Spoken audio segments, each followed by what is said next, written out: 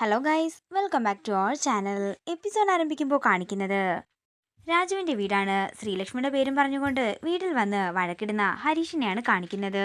ഒന്നുമില്ലേലും നീ ഞങ്ങളുടെ ശ്രീയുടെ ഭർത്താവല്ലേ എന്ന് രാധമ്മ പറയുമ്പോൾ ഇത്രയും തരം താഴ്ന്ന കുടുംബത്തിലായിരുന്നു അവളെന്ന് അറിഞ്ഞിരുന്നെങ്കിൽ ഒരുപക്ഷെ ഒരിക്കലും ഈ വിവാഹം നടക്കില്ലായിരുന്നെന്ന് തീർത്ത് പറയുകയാണ് ഹരീഷ്. അതേസമയമാണ് രാജു അങ്ങോട്ടേക്ക് ചെല്ലുന്നത്. സ്വന്തം ബന്ധവും പറഞ്ഞുകൊണ്ട് ഇനി ആരും ആ വീട്ടിലേക്ക് വരരുതെന്ന് ഹരീഷ് പറയുമ്പോൾ പിന്നെ ഞങ്ങളുടെ പെണ്ണിനെ കാണാൻ ഞങ്ങൾക്ക് വരാൻ പറ്റില്ലേ എന്ന് രാജു ചോദിക്കുന്നു. അത് പറ്റില്ലെന്ന് തന്നെയാ ഞാൻ പറഞ്ഞത്. കെട്ടാമെന്ന് വാക്ക് കൊടുത്തത് കൊണ്ട് മാത്രം ഞാൻ കെട്ടി, അത്ര തന്നെ. അല്ലാതെ അതിന്റെ പേരും പറഞ്ഞുകൊണ്ട് ആരും മധുരപലഹാരങ്ങളും കൊണ്ട് എന്റെ വീട്ടിലേക്ക് വരേണ്ട ഒരാവശ്യവുമില്ലെന്ന് തീർത്തു പറയുകയാണ് ഹരീഷ്.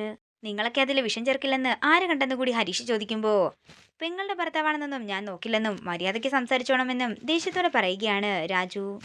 ഒരു ബന്ധവും വേണ്ടെന്ന് പറഞ്ഞുകൊണ്ട് ഹരീഷ് ദേഷ്യത്തോടെ അവിടെ നിന്നിറങ്ങിപ്പോകുന്നു.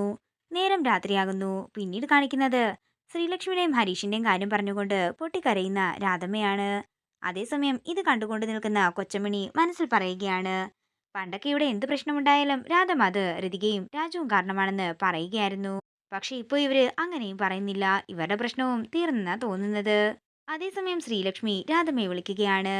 അച്ഛനും ഋതികയ്ക്കും വിഷമമായി കാണുമെന്നൊക്കെ ശ്രീലക്ഷ്മി പറയുന്ന സമയത്താണ് ഹരീഷ് വീട്ടിലേക്ക് വന്ന കാര്യം രാധമ്മ പറയുന്നത്. ഹരീഷ് അവിടെയും വന്നു എന്ന് ശ്രീ ചോദിക്കുന്ന സമയത്താണ് ഹരീഷ് ശ്രീലക്ഷ്മിയുടെ അടുത്തേക്ക് ചെല്ലുന്നത്.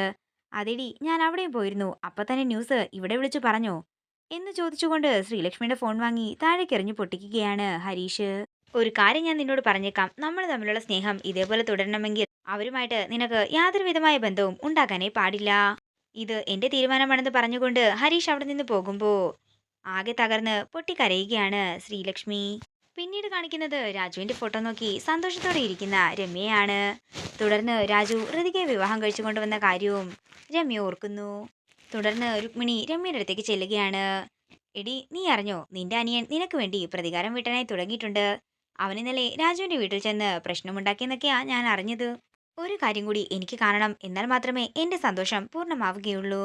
ഹരീഷ് ആ പെണ്ണിനെ ഉപേക്ഷിച്ച് ഇവിടെ വന്ന് താമസിക്കണം. എന്നിട്ട് ഞാൻ അവനെ വേറെ പെണ്ണിനെ കൊണ്ട് കെട്ടിക്കുകയും ചെയ്യും.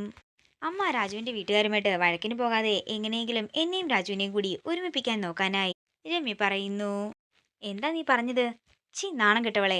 ഇത്ര നാളായിട്ട് നിനക്ക് അവനെ മറക്കാനായില്ലേ? നിന്നോട് ഒരു സന്തോഷ വാർത്ത പറയാൻ വന്ന എന്നെ വേണം തല്ലാൻ. ഇത് കേൾക്കുന്ന രമ്യ ദേഷ്യത്തോടെ പറയുകയാണ്. ഇത്തിരി വൈകിയാണെങ്കിലും ഞാൻ എന്താണെങ്കിലും രാജുവിന്റെ ഒപ്പം മാത്രമേ ജീവിക്കൂ. നിങ്ങളെ ഞാനത് കാണിച്ചു തരുന്നുണ്ടെന്ന് പറഞ്ഞുകൊണ്ട് രമ്യ ദേഷ്യത്തോടെ അകത്തേക്ക് കയറി പോകുന്നു. എന്റെ ദൈവമേ, ഈ നാശം പിടിച്ചവള് എന്നെയും കൊണ്ടേ പോവുകയുള്ളെന്ന് പറഞ്ഞ് വിഷമത്തോടെ ഇരിക്കുന്ന രുക്മിണിയാണ് കാണിക്കുന്നത്. പിന്നീട് കാണിക്കുന്നത് രാജുവിന്റെ വീടാണ്. രാധമ്മയെ ആശ്വസിപ്പിക്കുന്ന ഋതികയാണ് കാണിക്കുന്നത്. പിന്നീട് കാണിക്കുന്നത് വിഷമത്തോടെ ഇരിക്കുന്ന രാജുവിനെയാണ്. തുടർന്ന് ഋതിക ചെന്ന് രാജുവിനെ സമാധാനിപ്പിക്കുന്നു. എന്താണെങ്കിലും എല്ലാ പ്രശ്നത്തിന്റെ തുടക്കം നമ്മുടെ വിവാഹത്തിൽ നിന്നായിരുന്നില്ലേ?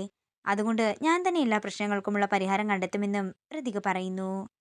മേഡം, പിന്നെ ഞാൻ മേഡത്തിനോടൊരു കാര്യം പറയാൻ മറന്നുപോയി. ഇന്ന് കുറെ നാളുകൾക്ക് ശേഷം ഞാനും വർമ്മ സാറും ഹൃദയം തുറന്ന് തന്നെയാ സംസാരിച്ചത്. ആണോ? നിങ്ങൾ എന്താ സംസാരിച്ചതെന്ന് ഋതിക ചോദിക്കുമ്പോൾ സംസാരിച്ച കാര്യങ്ങളെല്ലാം ഋതികയോട് പറയുകയാണ് രാജു. എന്നിട്ട് രാജു പറഞ്ഞില്ലേ നമ്മൾ തമ്മിലുള്ള വിവാഹ ജീവിതം ഇനിയും ആരംഭിച്ചിട്ടില്ലെന്ന്?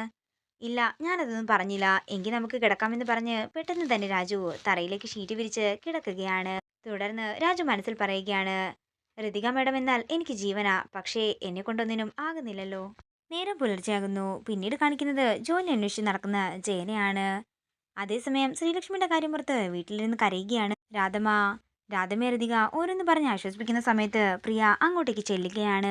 ഇതോടുകൂടി ഇന്നത്തെ എപ്പിസോഡ് ഇവിടെ തീരുകയാണ്. വീഡിയോ ഇഷ്ടമായെങ്കിൽ മറക്കാതെ ലൈക്ക് ചെയ്യുക, ഷെയർ ചെയ്യുക, കമന്റ് ചെയ്യുക. കൂടുതൽ സീരിയൽ അപ്ഡേറ്റ്സിനായി മറക്കാതെ സബ്സ്ക്രൈബ് ചെയ്യുക.